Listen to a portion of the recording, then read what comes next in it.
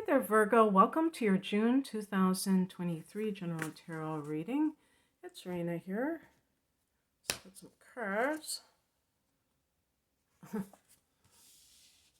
You know any Capricorns in your life? Oopsie, two cards came out here. This might actually be like a boss situation, come to think of it.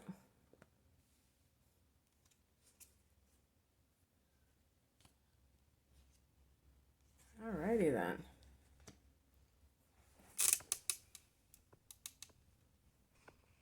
Let me just put these to the side. It's so awkward, this angle. The heart of the matter is the Devil card, and this is a card where you see the person like a marionette. That's a person on the bottom right, just being tortured by this feeling of being controlled by something. And the Devil card connects to the sign of Capricorn, which is ruled by Saturn, Saturn. See a connection there. The lower nature of which is this sense of, being very materialistic and maybe even greedy, or if it has to do with relationships, lust versus love. And I don't think that that's really something that a lot of Virgos are into, but of course you have more influences than just the sun sign. But sometimes it could mean staying in a job where it doesn't feel right livelihood. That's to use a Buddhist term, where the way that you make money doesn't feel right to you. Now, it could be perfectly legal. That has nothing to do with it. It just can be that, like, let's say somebody's a sales person, but what they're selling, they think it's some kind of a con job, and there's nothing illegal about it, but it feels dishonorable, or somehow like you're promoting something that isn't good. That's just one example. And that you're not being authentic in relationships, spending time with someone just because of the physical side and not because you really care for that person. And it might feel very oppressive because there might be a part of you that is like, I really feel this strong desire to be with someone. And an addiction could also be what's going on too. It's that compulsion to do something that is destructive to your life, but it does have that payoff in some way, even though that ultimately it's not good for you. In the past position, there's two cards here that I decided that belonged here. One of them is the Five of Wands. So this, I really do see this with the workplace, where it can be like dog eat dog and very competitive. And that could be for a Virgo person. That can be kind of disturbing too, because I'm not saying that Virgo people are unambitious, but you don't want drama in your life. You're kind of like a minimalist, I would say, even emotionally. You just want to be in peace, just everything. Well, you want everything to be in order and to be rational, and not to be that kind of like dog eat dog thing. And then we have the Seven of Wands, which can be, constantly feeling under attack, maybe criticized. And you see she's in her pink bubble. That's how they choose to represent this card, where she's kind of like protecting herself. In the Rider-Waite deck, they show someone who is, in this defensive posture and has a wand, almost like a weapon. And that is a more of aggressive stance. This is more of like kind of a meditative thing, where you're like, okay, I'm in my bubble, nobody can hurt me. And it's more passive. And I think that is a really good depiction for the Seven of Wands, because Virgo, Virgo, because the number seven is very contemplative. And so it almost I could see how they would interpret it that way. But in any case, this idea of, having to defend yourself, being in that situation where you feel like you're always being compared to someone else, or competing when you don't want to, when you just want to come in and do your work. That situation. Same thing with relationships. Five of Wands can be a lot of disharmony, and the Seven of Wands can be the other person maybe criticizing you constantly, and that can feel really bad. But maybe that person has money and you like that lifestyle. Maybe that person has, you have a physical chemistry, and you're willing to overlook so many things because of that.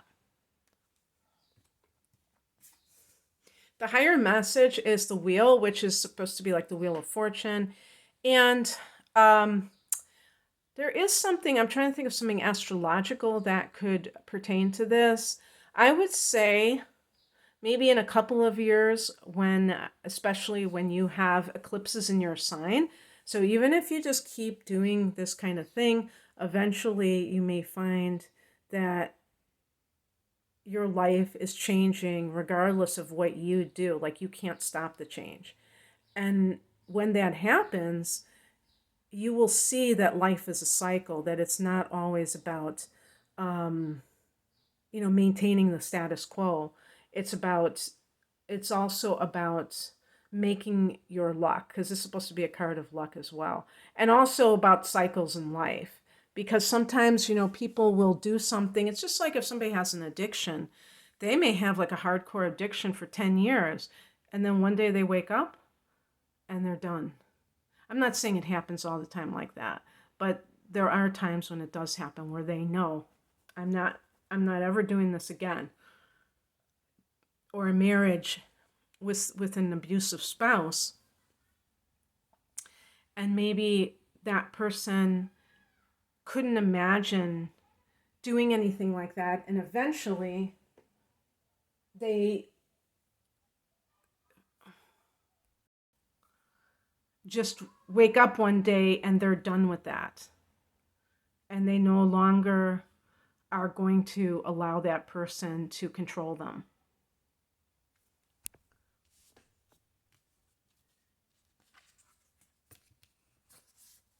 What crosses you is the Seven of Swords. This could be a person who is deceptive towards you. You see the photo bomb, or it's actually a drawing, obviously, but of the crow. Somebody who's deceptive, somebody who is lying, cheating, stealing even. This can be a card of physical theft. And that, like for instance, when somebody is involved in addiction, that could even be, that's another thing too. With Virgo, you might be addicted to helping people. So, I mean, what if you have a sibling who is living with you, or a friend, and that person has an addiction, and you have an addiction, they have an addiction to some kind of substance, and you have an addiction to helping them. And it seems very noble to help people, but when it negatively impacts your life, then it ceases to be noble, obviously. Then it becomes a liability. So looking at that, can you let people heal themselves, and not be so capable of being a codependent? Because when we look at it in another way, are you really helping someone when you do that? Are you prolonging their negative behavior by enabling it? We can show we care without necessarily trying to fix someone. But I mean, I totally understand why people feel that way. I just think that sometimes Virgos like to look at relationships as projects because you're trying to improve things in life, whether it's an office place and you're the office manager, or whether it's your friend's closet space and you have that spatial intelligence to know like where everything should go, or some person that you find yourself attracted to because maybe you see some good qualities in that person. Maybe they're intelligent, but they are very self destructive. And you think, I'm going to help stabilize their life. And then meanwhile, you get dragged down with their problems. So things like that. What's coming in? Oh, okay. For a minute, I thought it was reversed. The Eight of Wands. So this is full steam ahead. This is about things kind of opening up for you. And I think that in terms of a timing card, that I would say, especially like in the fall, at least Northern Hemisphere in October, there's going to be a solar eclipse in Libra.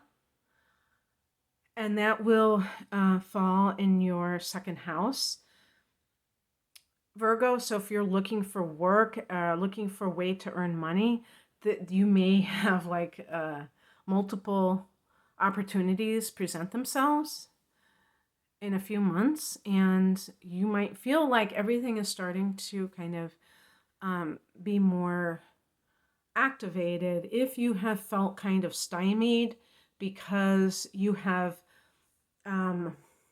held on to something that is not good for you, or someone who's not good for you.